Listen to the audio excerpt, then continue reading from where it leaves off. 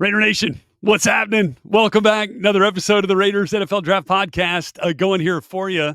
Rhett Lewis, Bucky Brooks, sharing some space here. We just got off the air, finishing up another episode of Path to the Draft on NFL Network. And, one of the topics of this month, as we are officially into draft month, welcome everybody. We're almost there, getting close to that 20-day mark to the NFL draft. But one of the things we hear this year, this time of year, it's the buzz, right, Buck? It's the rumors. It's this team loves this player. This team's lower on this player. This player's rising and falling. So from your experience as an NFL scout, how do you kind of sort through the noise this time of year? It's really hard to sort through the noise because as an evaluator, you spent like almost a full year looking at these prospects and sometimes even beyond that. And you've compiled your notes, you've done the research, you looked at the tape, you talked to the coaches, you put together a nice, tidy scouting report. And then at the end of the regular season, you go to all these things in the postseason, all-star games, combine, interviews, pro day workouts, and they can impact and cloud your judgment. And what happens is you have to be able to really trust your process, trust the evaluation that you've done, trust all the people that you've talked to along the way where you formed an opinion, and make sure that that opinion is a researched opinion that you feel good about. Right. When you begin to change and sway and become the tree blowing in the wind, that's when you mess up on your evaluations. A lot of it should be done well before we get this part of it. You may make some adjustments based on some information, some late information, but really, it's about the tape and nothing else. Yeah, and then that's certainly the case. Inside the room there in Las Vegas, can imagine that's what's happening now. They've had the board, right, and then maybe there's a little bit of movement here and there with some of the tiebreakers that we'll say, like within players that sit in certain clusters and position groups, and you can use certain moments along the draft process to maybe kind of just fiddle with that a little bit up and down. You're not going to probably see a guy move up, a complete round evaluation through something that might have happened in this process, but when there is that movement as we go through the process, even if it is just minimal and maybe ahead of one other guy at the same position, like what are some of the reasons why a guy might rise or fall in the eyes of a team? A lot of times the people that rise or fall is due to the information that comes in as we're getting it. And so the information as an area scout, you talk about the information that you get, the character, some change in the character that makes you worry about bringing them into the program. The other thing are the medical things, the doctors and the trainers, everyone that takes a look at the injury history and all those things, that can impact it. But really, when we get to this part and we start to hear the buzz, it's because the coaches and the scouts are finally getting together. Coaches are late to the party. They don't begin to talk about these prospects until the month of February, right before the combine. They may get a list, hear the background, they see them work out, and then they do the film study. And when we reconvene, scouts and coaches, that's when some of the movement can happen because coaches have a significant say. You don't want to bring in a prospect that a coach doesn't feel good about based on their personality, their scheme, their talents, all those things. So that can lead to some movement. But a lot of it is we're massaging the board. We're trying to get the clusters right. We're trying to get the right order for the team and how we like them. But it shouldn't be these wide variances in terms of how grades are changed on the board. Yeah, exactly. And, there are players, though, that as we've gone along here do feel like they've, quote unquote, aced the process to this point, that have their trend lines going up, right, are on the right trajectory as we get closer and closer to Green Bay, Wisconsin in the beginning of this 2025 draft. Who are some of the players that maybe fit that bill for you? I would say one of the biggest risers has been Donovan Ezaraku from Boston College. The pass rusher has really come on like gangbusters. He had 16 and a half sacks at Boston College his final season. You can see the explosiveness, you can see the burst, the pass rushing skill, the hand-to-hand combat, all those things that you traditionally have if you're an elite pass rusher. But I'll say this, man, his motor jumps out when you look at him on tape, relentless in his pursuit of the quarterback, plays hard, down in, down out. And I'll say, like, as a guy who has stayed at one place, who's been at Boston College, who showed that level of commitment, I think he's committed, he's accountable, he's trustworthy, and all those things combined with what he done on tape makes him a really, really solid prospect, a high flyer. Yeah, and I think, we thought with that sack production that he had, 16 and a half, right below Marshall's Mike Green for the FBS lead this year. Coming into the Senior Bowl, we're like, man, really excited to see this guy, and maybe just didn't, not say he had a bad week, just didn't flash, as much as some other players. So I think in doing that, the name kind of falls down in the conversation, right? Like globally, as we're talking about, this global draft conversation. So not to say that he fell, but his name is back in that conversation as we kind of get further away from those touch points on this draft process. So I think as Rock, who's a phenomenal player, could certainly see him going, 20 in the 20s, right? In the 20s, late first round appears to be his sweet spot. And because we're talking about the Raiders and we're talking about quarterbacks, there's an interest in that. Even though Geno Smith has been signed, I'll say this, Rhett, and you know him well. Tyler Shutt, quarterback from Louisville, has been one of the risers. And a lot of that is due to the fact that when you had an opportunity to watch him, he checks off a lot of boxes physically: height, size, arm talent, athleticism. You look at the tape and what he did his final season at Louisville, you see a guy who has all of the traits that you look for. Now, the injury history is a concern. The fact that he's had quite the football odyssey as a 7-year player, all of those things kind of stand out. But in a class where we're looking for guys who really have the tools and talent to be a frontline starter, if we're going to throw a dart, he exhibits a lot of the traits that would typically lead someone to throw a dart on him in the second, maybe third round, to say, hey, maybe this guy has the tools to eventually be a frontline starter.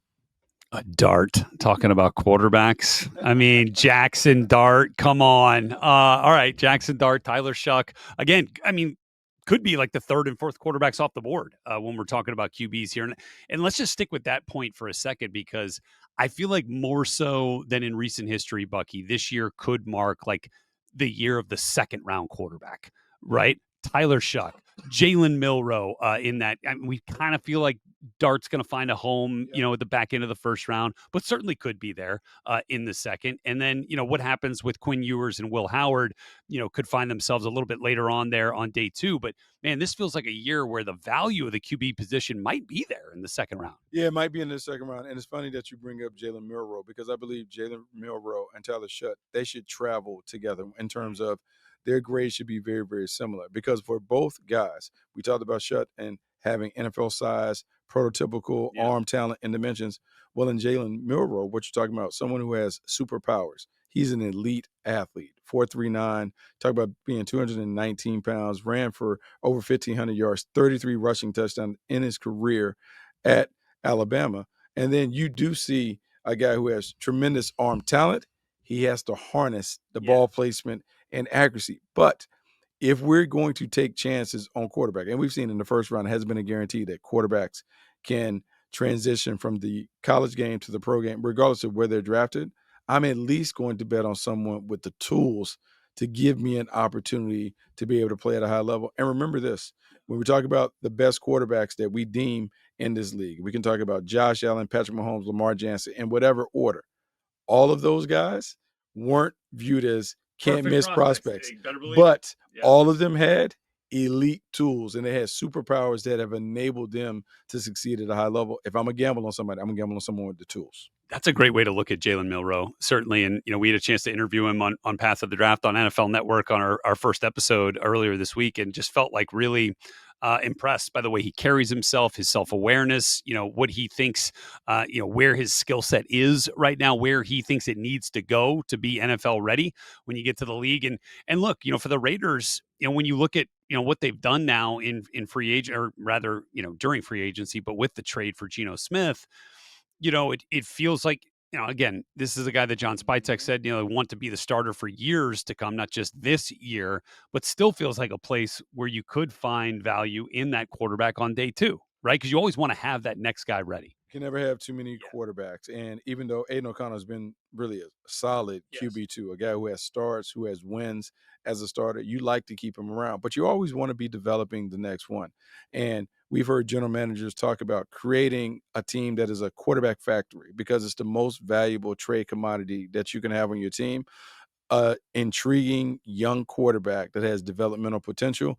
So, yeah, I would expect the Raiders to at least entertain it, look, right? you got to not only entertain it, take a flyer on a young quarterback that has some potential to see if they can develop them, because you never can have enough on your squad. Yeah. Going to get into some potential day two Raider prospects here in just a moment as well. But to close the book on that line of thinking there, it is kind of interesting. When you look at teams that have QB needs, and then you start to kind of evaluate the stacks. Like, okay, if we don't take a QB here and we take a position player here, can we still, is it a better value to take, like we talk about this a lot with the Browns or with the Giants? Like, is it Abdul Carter and the second round quarterback, or is it Shador Sanders and, let's say, Nick Scorton from Texas A&M? Like those types of. Do you feel like those are discussions that are also happening, in and around draft rooms? They are the discussions that are happening, because we talk about on TV, we talk about perfect pairings, but in meeting rooms, you talk about what would be an ideal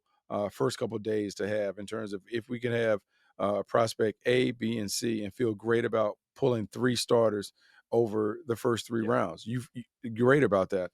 Or what does the value look like? Is it better for us to take the wide receiver here and come back and take the lineman later, because they're more when it comes to supply and demand guys that are going to rate out at that certain level, that certain round value? As a team builder, you're leaning on your scouts to kind of figure out what are the strengths and the weaknesses of the draft. Where can we circle back and get someone that has comparable talent? Because even though they may not be as talented as the second rounder, the third rounder certainly offers value as a potential starter.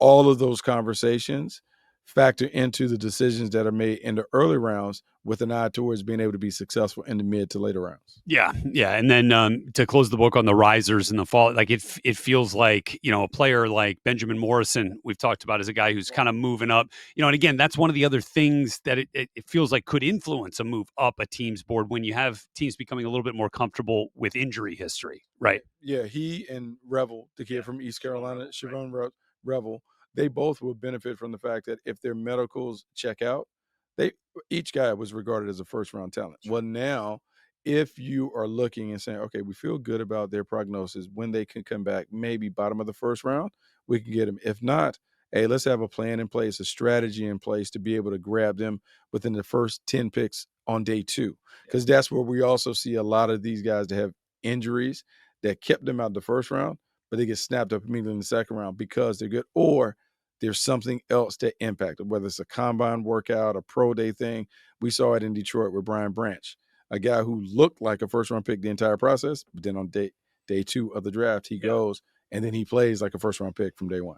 Yeah, exactly right. And if you're following mock drafts out there right now, I mean, I think it's no secret that the most mock drafted player to the Raiders right now at number 6 is Ashton Genty. And I think more and more you're seeing like, dang, guy's a heck of a player.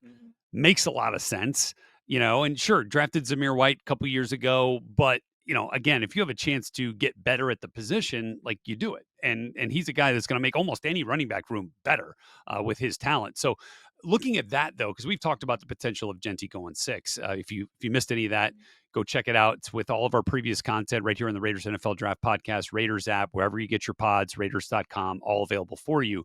Invite you to look that up. But what kind of player, let's just say that is one of the lines of thinking for the Raiders. What player that is maybe we considered already off the board could pull the Raiders off Genty?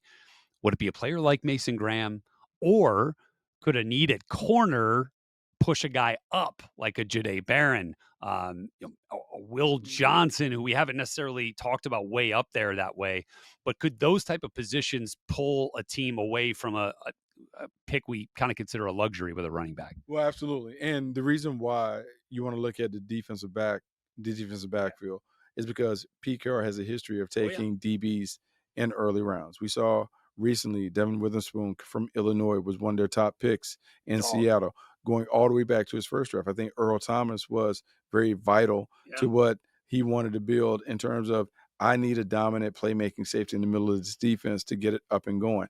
He is okay with that. And then we talked about running back, because his success with Marshawn Lynch had led him to take other first-round picks at running back, Rashad Penny being the one that really comes out. But look, I think this is one where you're the Raiders. You're looking at your team and you're saying, yes, we can get a running back, but we've also talked about the supply and demand and that there are a number of running backs that are talented in that second round range. But is the drop off more significant at cornerback? And the conversation could be, all right, with Travis Hunter, sometimes some people would rate him number one at corner or wide receiver, but then Jahdae Barron from Texas. Maybe he can play outside. Maybe he can drop a nickel. This is a team that also lost a very valuable nickel back. Nate Hobbs going to Green Bay. Maybe he naturally jumps in there. Also, with Trevor Merrick dipping. You're looking for players that can come in and fill the bill. And because they are going to be a team that is what I call young player friendly, meaning they give young players opportunities to get on the field. That has been Pete Carroll's history. Sure. I would expect them to look for someone who's young, dynamic, that can come in and play it right away. Yeah, and then, when you taking that part of the conversation, because look, if Travis Hunter's there, I mean, done deal. That feels like the pick because of the value there. It would supersede what Ashton Genty probably does. I mean, and even though Genty is, fantastic, and I think we both have him as RB1 here, but Amari and Hampton maybe, not too far behind as RB2. So let's look at some potential day 2 type of guys here. And again, let's start with those 2 positions because, it does feel like like Christian Wilkins, when healthy, impact player, wasn't as healthy a year ago. So, and even still, I remember John Spytek talking about, we see the way the Eagles won a Super Bowl and they continued to stack players at positions that were already considered strengths. And that front looks pretty good right now with Max Crosby, with Malcolm Kuntz, with Christian Wilkins, and, Adam Butler in there as another piece. And then, you hope that Tyree Wilson's coming along. But man, you throw another big time piece up there in a player like, like Mason Graham, it would make some sense. But what if you waited there and you went and you looked at a player, Darius Alexander, Josh Farmer.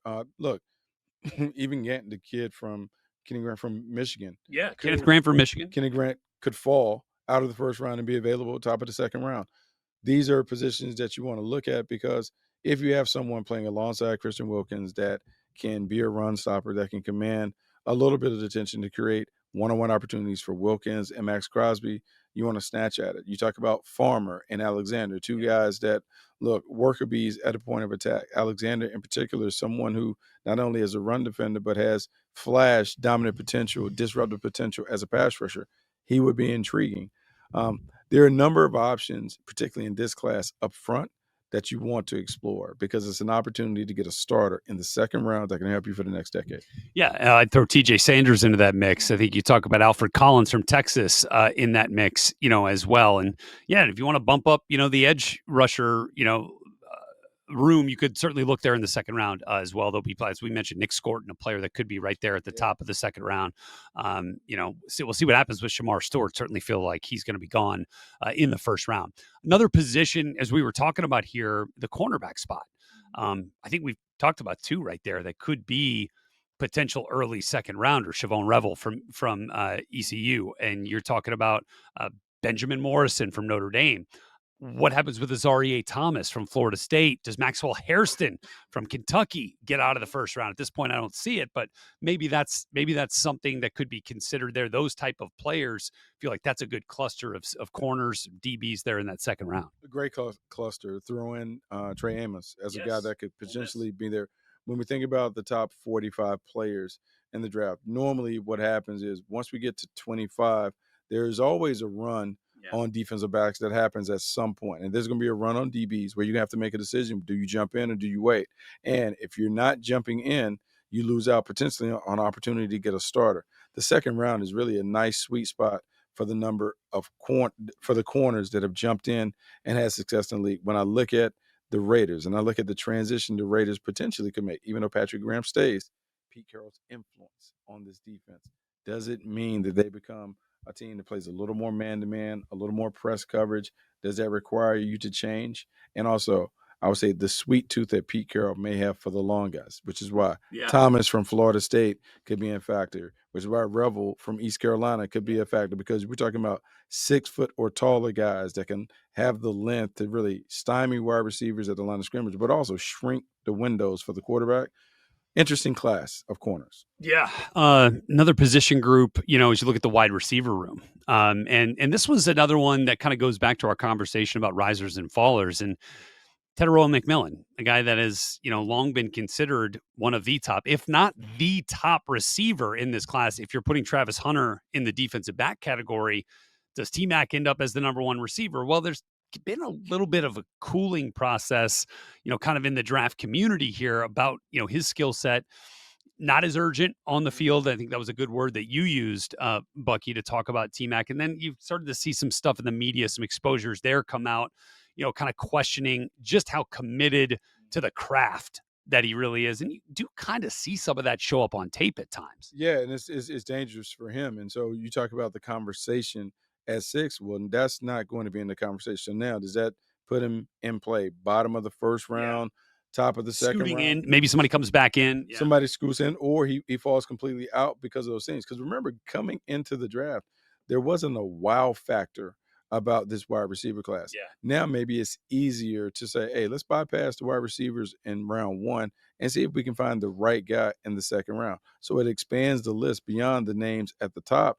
You hear Matthew Golden, you hear T-Mac, you hear Abuka, but there's so many wide receivers, so many guys that are worthy of being in that conversation. It expands the list a little bit for the Raiders. Okay. Yeah. Let's look at some other potential second rounders here that might make some sense in the wide receiver group, because it does feel like another position, that could fit the best player available, phrasing and philosophy once you get to the second round, and, fill some need too, as you're looking for playmakers to surround Geno Smith with. And, the guys that come to mind there early in the second round, Trey Harris from Ole Miss, big time, height, weight, speed guy with contested catch ability, can go up over the top and get it done. I would look at players like Jack Besh in that kind of range. Jaden Higgins, another big X receiver from Iowa State. His teammate Jalen Knoll, who had a really good combine.